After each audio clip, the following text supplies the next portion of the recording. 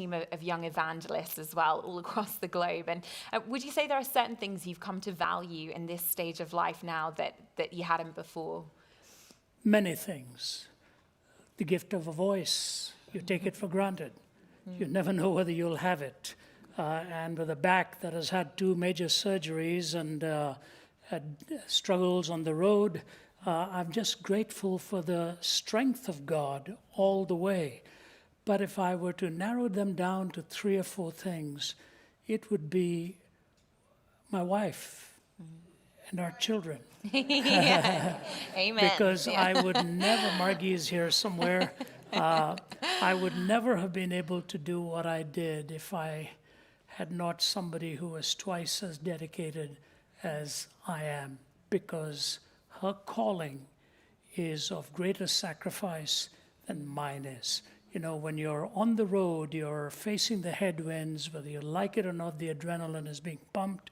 You're facing the audiences, you're studying, you're preparing, and you're actually getting to see a better part of the world.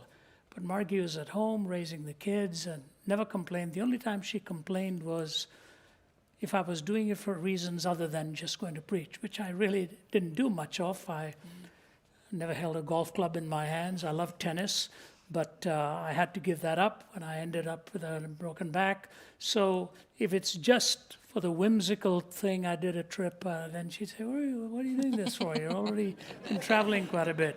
So all of my buddies here, beware when you ask me out to just go and have a good time somewhere. So my wife, and then the sacrifice of my kids. You know, you live in a glass house. When you're in the public eye, you get it. But I made the commitment long before that I knew some of the things that would take place, and I was committed to Christ. And one of the things I learned from Billy Graham was stay focused on Him and let the chips fall where they may. So grateful for the privilege, my family, and for great mentors who have, my professor whom I just buried, I spoke at his funeral, Norman Geisler. Unbelievable.